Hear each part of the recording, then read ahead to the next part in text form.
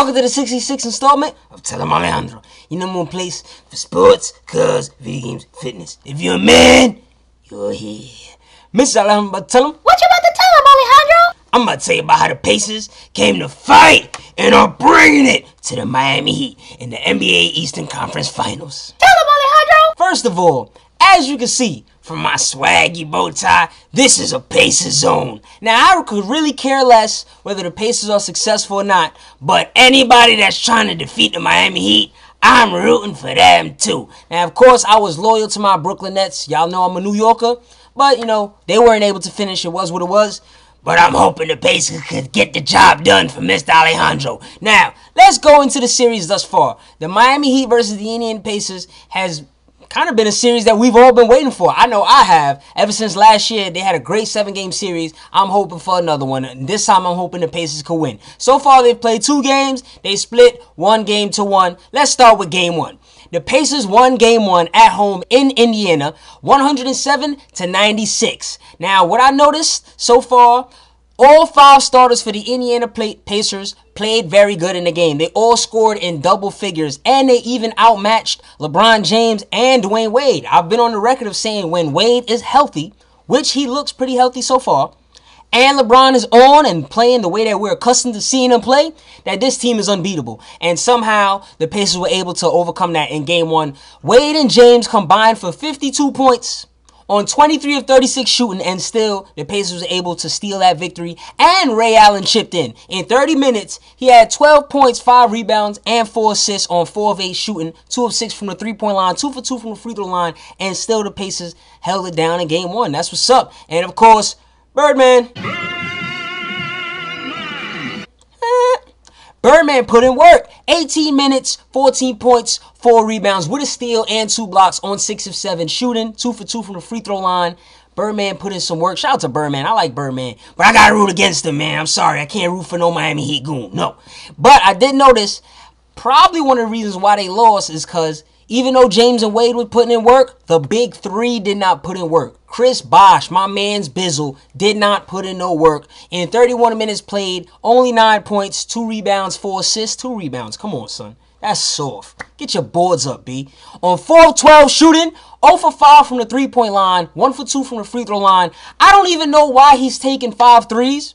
He's supposed to be a big man, but it suits the way that the Miami Heat play. They like when they have Bosh shooting that long shot, mid-range and three-pointers, because it puts a lot of pressure on the big man for the opposing team having to play away from the hoop.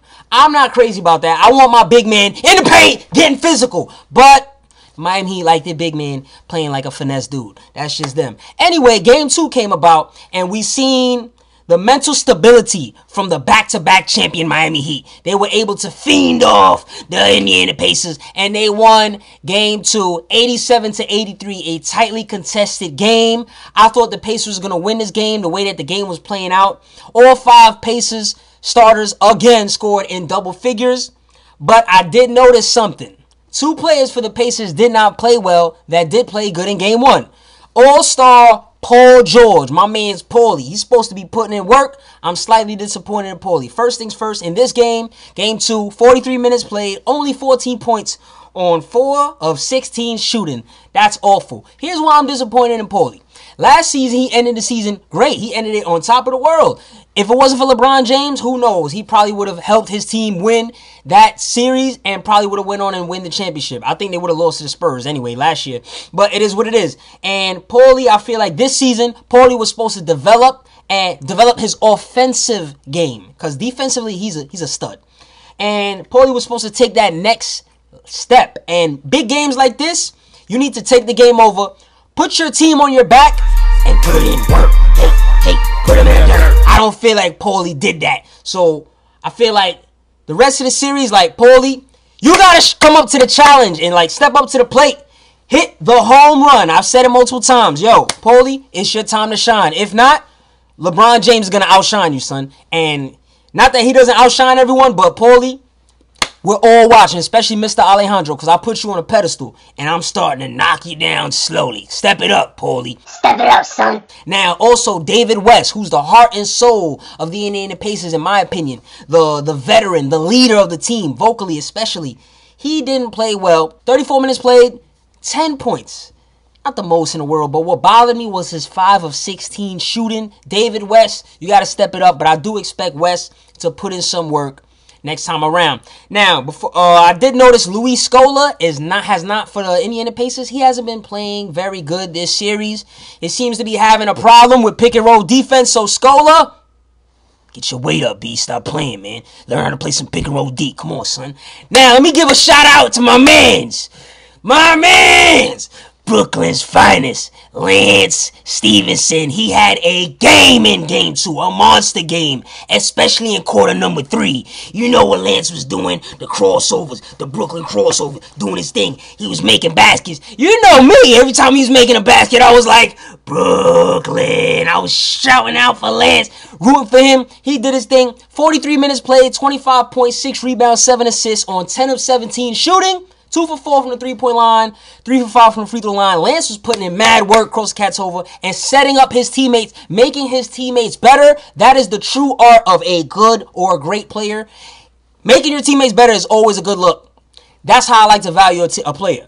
It's one thing to be doing something individually, but if you can make everyone nice and still get yours, I respect it. Now, Lance ended up cooling off in the fourth quarter.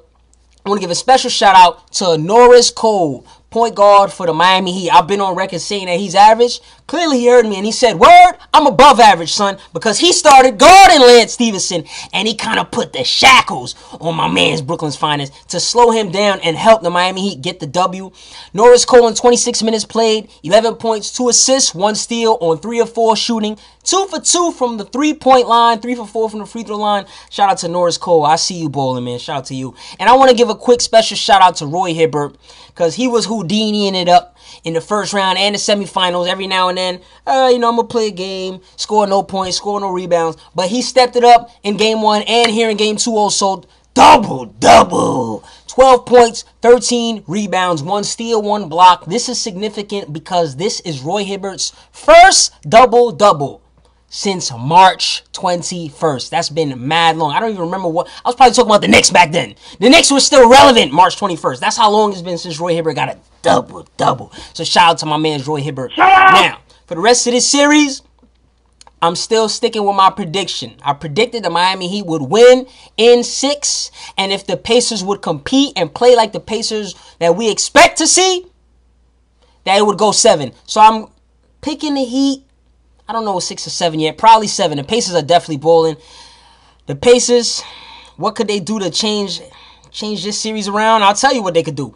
They got to find a way to slow down LeBron James and Dwyane Wade. Game 2 could have been the Pacers' game to win, but in the fourth quarter, entering the fourth quarter, I should say, LeBron James and Dwyane Wade scored a combined total of 23 points. Entering the fourth quarter, then they did what I like to do in NBA 2K. When the fourth quarter arrives, I like to turn up. The LeBron James and Dwyane Wade put in that work against the Indiana Pacers in the fourth quarter, scoring 22 points combined in the fourth quarter. The Miami Heat's last 20 points. They put on a show, and when, I've said it before, when James and Wade are locked in, good luck to any opponent it is, because I really don't see them losing.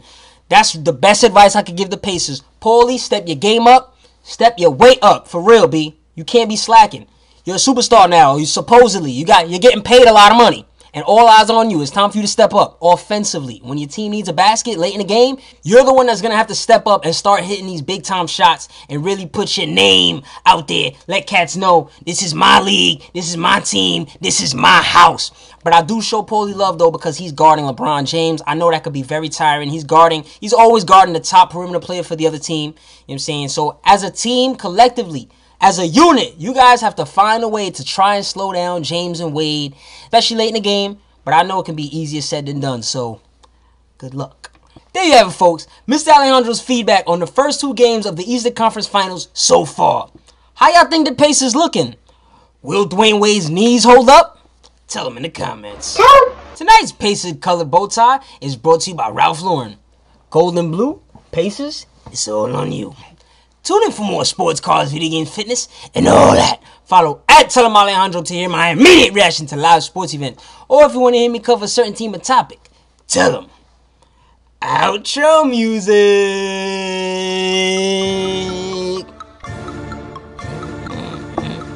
Yeah. Pacers, I'm rooting for you, man. We all rooting for you. I need you to go hard. I need you to get this W, man. I don't want to see Miami three-peat, man. That's whack. Get that stuff out of here. I want some fresh new blood, man. And right now, my OKC Thunder ain't looking too good. So Pacers, I need you to pull out some miracles, man. Get this win. And in the meantime, we gon' get this win. T-E-A. Woo! T-E-A. T-E-A. Get it. T-E-A.